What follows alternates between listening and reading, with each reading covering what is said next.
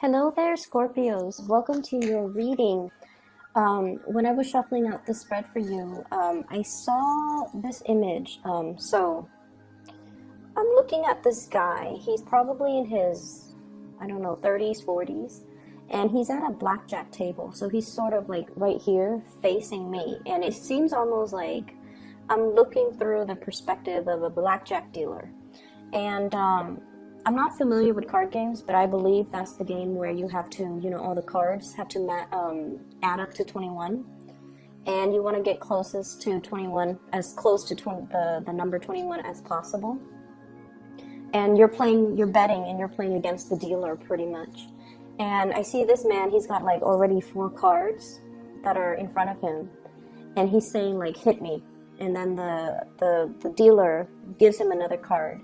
And it's still a small card. It might have been a 3 or a 4 that was dealt, and then he says, hit me again, and he says it again. So when I saw this image, I immediately thought that you're taking a big chance, you're taking a big risk, because you feel like the gamble is worth it. It's almost like you're calling somebody's bluff, or you are doing something where there are a lot of risk involved, but there's also a huge payout involved as well. So you're kind of weighing out, these options. Like, if I don't do it, I would have gained nothing. But if I do it, there might be a little bit of a loss if I lose. But I could win really, really big if I do it. So if I take this risk, it will really pay out for me. So that's what it feels like. But the weird thing is, I didn't see any chips on the table. I didn't see any type of money being exchanged. So I don't feel like this is a monetary risk. I just don't get that element. But for some of you, it very well could be a risky, like a financially risky endeavor that you're undertaking. But I just feel like this is something a little bit more from the heart, which is, a gamble on relationships, a gamble on love, a gamble on something that you feel deep down. It's almost like calling somebody else's bluff, okay? So when I translate that message into the cards, some of the things that I'm picking up here is there's definitely communication between you and another person. And I feel like the communication has to be very, very, very well thought out. And the communication has to be very tact. So it's almost like you're sitting there trying to communicate with another person. And I almost feel like this element, you guys are naturally very cautious to begin with. And I literally see like somebody typing an email or texting and spending a lot of time making sure that the wording is just perfect. Spending a lot of time making sure that, everything is spelled out correctly, everything is grammatically correct, that there are correct punctuations, there are correct numbers and figures and things like that. So there is something that you're doing very meticulously, that you're doing with the utmost care, because somebody else is going to review it or somebody else is going to read it. So I feel almost like this element about, wanting to communicate with somebody, measuring your words, weighing out the word choice, weighing out what you're going to say, and being extra careful about how you come across and how the other person is going to receive your message. It's almost like wondering, is this the right tone that I should use? Is this the right way in which I should communicate? Am I getting my point across? So you're really reassessing this piece of communication that you're sending off to somebody. And what I feel here, we do have, let me see. We do have 2 people that you're dealing heavily with for this week. I have here the King of Swords. So this is an air sign, Aquarius, Gemini, and Libra. And then I have the Queen of Cups, Pisces, Cancer, Scorpio. So these 2 figures will be very, very prominent in your life for this week at least.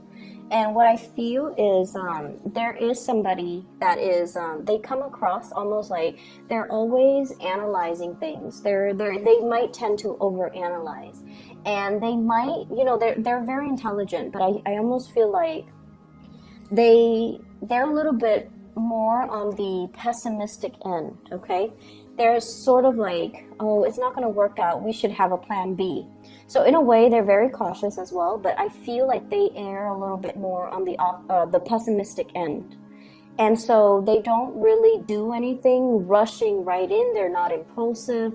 They take their time whenever they're confronted with a problem, whenever they're confronted with a crossroads, or whenever they communicate. So I feel like they're very measured, very methodical, and extremely, extremely like analytical. And they could read something and analyze it to death. Or they could like look at one situation and come up with like multiple scenarios where things can potentially play out, or where things can potentially go right, or where things can potentially go wrong. So I feel like this is almost like a strategist. It's somebody that has a lot of insights, a lot of foresight, and also they plan for every possible scenario. And so when you're dealing with this person, I feel almost like they're giving you a lot of different scenarios for you to mull over, for you to analyze. And I feel like in a way, dealing with them can be very refreshing for you, because I feel like a lot of the times you guys do, you know, get really stuck. It's almost like that tunnel vision. You know, you want to have things a certain way, and especially when you have an emotional pull towards something, it's almost like you trust your intuition so much that you're like, nothing can go wrong. My intuition is really pulling me in this direction, so I feel like that's where I'm meant to go. Okay, and this is you going for something. This is the Knight of Cups, and I feel like this is more your energy. Going passionately towards something, seeing something that you like, it triggers your senses. And you're just like, that's it. My intuition, my heart is telling me to go this way. There's nothing here that indicates otherwise, so I'm going to go for it. But I feel like this person is telling you, yeah, but if you do this, there are all these other things that you have to consider. And I almost feel like you deal with things that are in front of you, whereas this person deals with things almost from like a bird's eye view. They're looking at the totality of a situation. And they're like, well, if you take that route, you know, further down the line, there's going to be some blockages. Whereas if you take this route, it's a little bit more circuitous. It's not as straightforward, but you can circumvent this potential pitfall. So you're dealing with somebody who is like that, and that's why your communication has to be very, very methodical and very measured. I feel for some of you, this is almost like a person that you're trying to please. Okay, so when I say that, I feel like, you know, you care about this person. You're emotionally, there's some type of an emotional investment here. Because honestly, when you don't care about somebody, you don't care about their opinions, and you don't care how they perceive you. You just don't care. But I feel like you do care, and that's why you do things in such a measured way, because you want to please this person, and you want to, it's almost like you respect them. And so their opinions matters a lot to you. Their advice, their counsel, their opinions, whatever they say, it matters a lot to you. So that's what I'm seeing here. And if it's communication you're waiting on, it's going to take some time. If it's communication that you're waiting on from this person, I feel like it has to take some time. And I'm almost feeling, so the senses, okay, the senses. It's like someone who's, you know, this might be a separate message altogether. There is somebody that is really pulling or really appealing to your senses. So they could be, you know, very aesthetically pleasing to look at. Okay, so like you might be attracted to them, but I feel like it's a lot more than that. There's something about them that's very unique. And I feel almost like there's something about them that is very nurturing, that is very pure and innocent. And this is what I'm drawn to. This Two of Cups. It's somebody that is not afraid to be vulnerable. It's somebody who's, she's completely naked and she's okay with it. And it's almost somebody who's like it's like a naturalist, somebody who enjoys the simple things in life. They're not bogged down with status, money, power, prestige. They don't really care about those things. They have more of a heartfelt energy with them. They like simplicity. They like minimalism. They just, whatever the normal average person values, this person isn't like that. And so in a way, they're really unique. They're quite independent and they're quite fearless. And I feel like that's why you're really drawn to this person. I almost feel like this person, their attention is kind of focused elsewhere. That's what it feels like to me. It's like you're charging straight forward to this connection. And I feel almost like their attention is elsewhere. So if this is like somebody who is an ex, if this is somebody who is brand new in the picture, that is really striking your fancy, or you find yourself very attracted to them, I feel like it's gonna take a big grand gesture for this person to fall in love. It seems like this is not somebody that falls in and out of love easily. It's not somebody that's like that. And so it takes somebody pretty spectacular. It takes something spectacular to really capture this person. And every time I see birds or I see imagery with wings, it's somebody who might be flighty, or somebody who might be fickle, or somebody who is kind of afraid of commitment. Okay. And so going back to that image where you're at the blackjack table and you're just like, hit me, and you're calling the dealer's bluff. It seems like that to you, to me, where you're just like, you might be calling somebody else's bluff, or you might be, you might feel like somebody is being false, where they're pretending to be a certain way, but deep down they are a different way. And they might not even be aware of that they're sending out mixed messages, that they're sending out mixed signals. But I feel like you guys can really, you have really keen intuition, and you can kind of splice at the truth. And you can, within like 5 minutes of meeting somebody, really analyze them, even without meaning to, you can kind of like sum them up, and you would be very accurate with your assessment as well. But I just see this situation where it's almost like you might have it in your emotions that they are a specific way. And once you're set, your emotions are set, it's really hard for you to see outside of that framework. And this is true of all fixed signs. Okay, like the air signs, so like the Aquarius, the Leos, or even the Taurus. But with the air signs, once they form their opinions about a certain topic, about a certain stance, about a specific person, they don't really change. Okay, and then I feel like that's the same way with Taurus. Once they're fixed on a course of action, they don't deviate. And then I feel like, once again, you're at that blackjack table.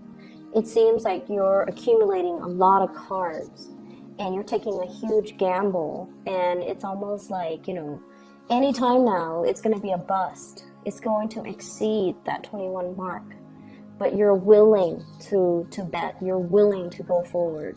So it's almost like the reality of the situation is you kind of need to stop while you're ahead.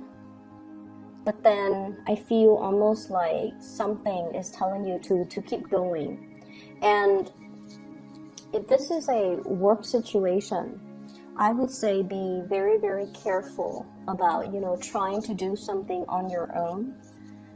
Having somebody to kind of step in, especially that strategist that's telling you, wait a minute, you've already got 4 or 5 cards. Anytime now it's going to be a bust.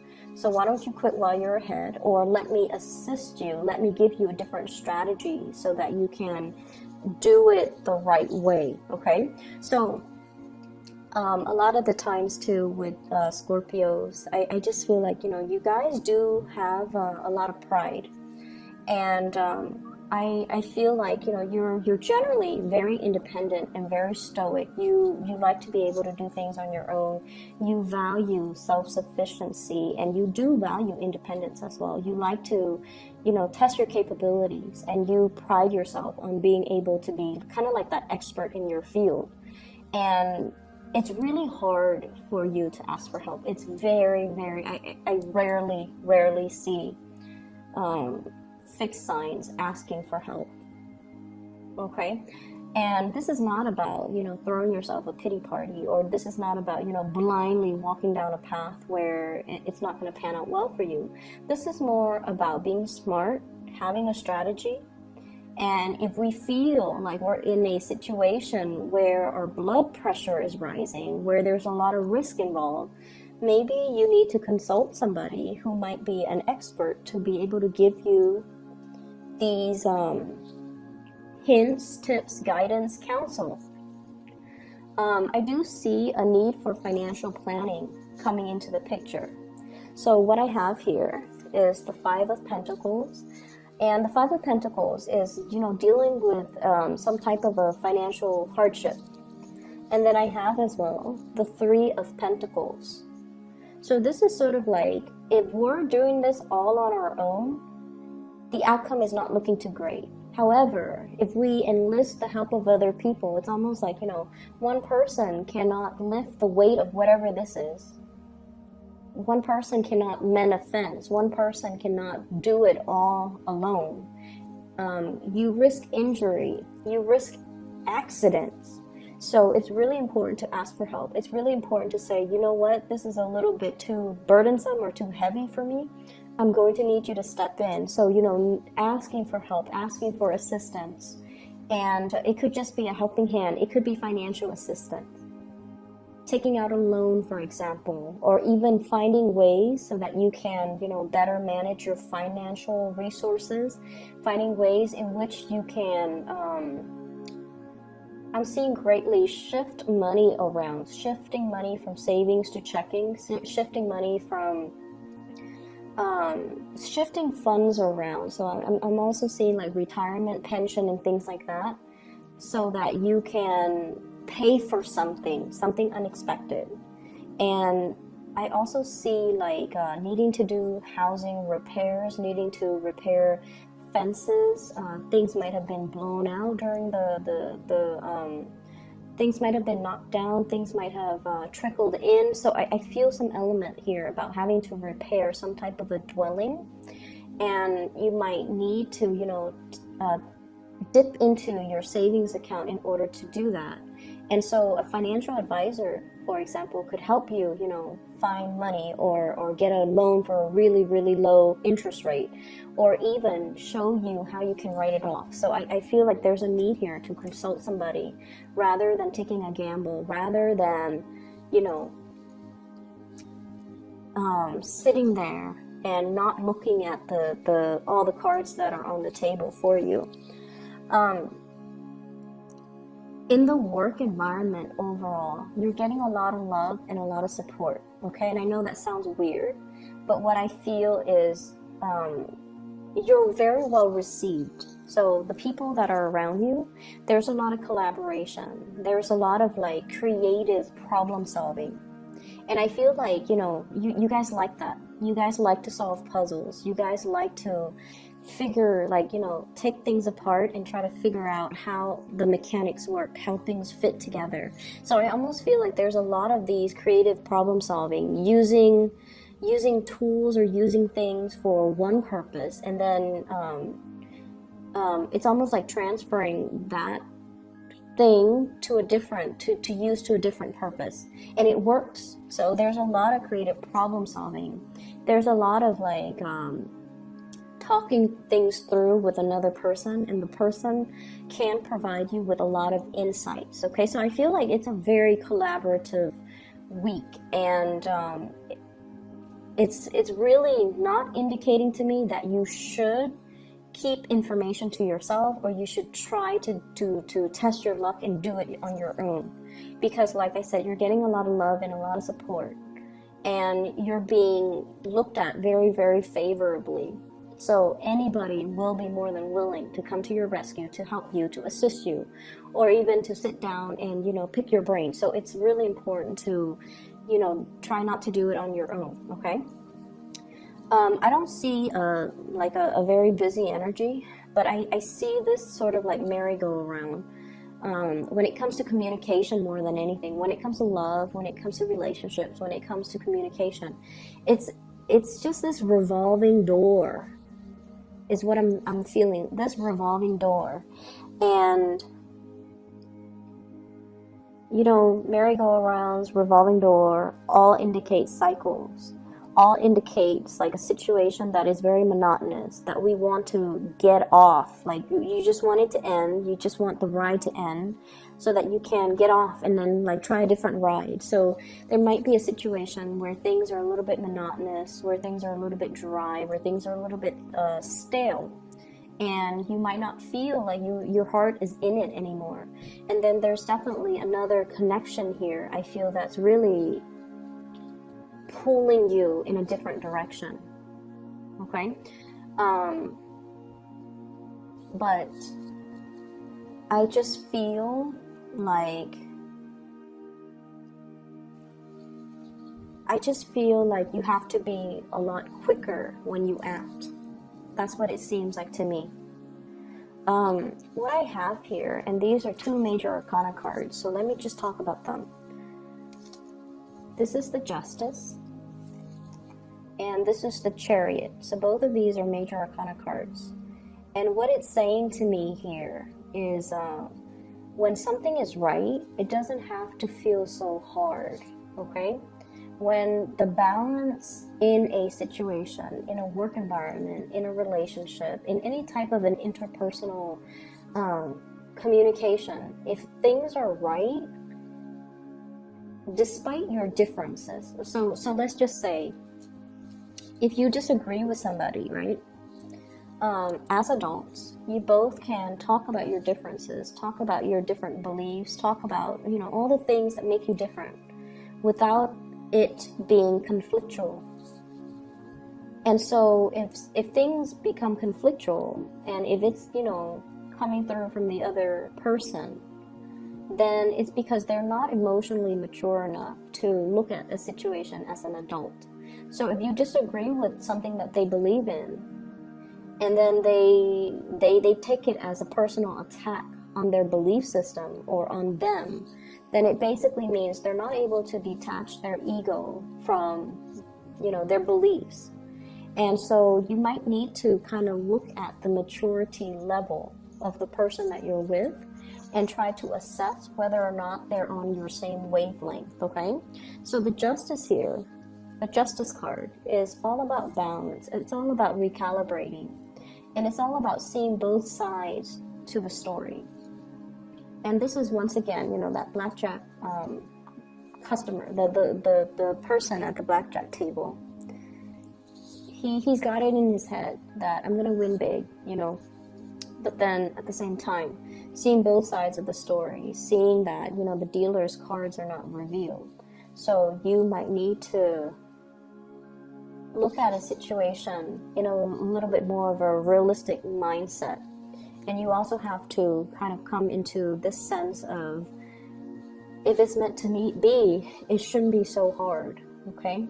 I shouldn't have to try so hard to pull things forward on my own, because I definitely see there's a lot of resistance here with this Chariot card. And if you're dealing with a Cancer even, I feel like this is a very, very caring person, but for whatever reason, there's lack of momentum, lack of progress, or lack of movement in the right direction with this person, okay? So this could be business, work, colleague, relationship, as well as love relationship. There's lack of consensus. There's lack of common ideologies. The traditional Rider-Waite deck depicts the Chariot as two people that are very, very different from each other, and they're trying to move in the same direction.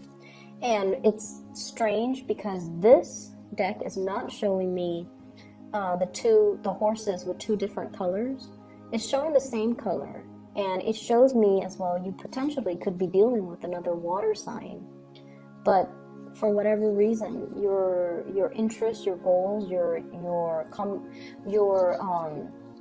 life path, or the things that you're trying to pursue might not be in alignment with one another. All right, so I'm going to leave it at that. Scorpios, I hope that the reading is helpful for you as you navigate this energy for this week. I'll be back next week, okay? And I wish you the best. Take care of yourself. I'll talk to you guys soon.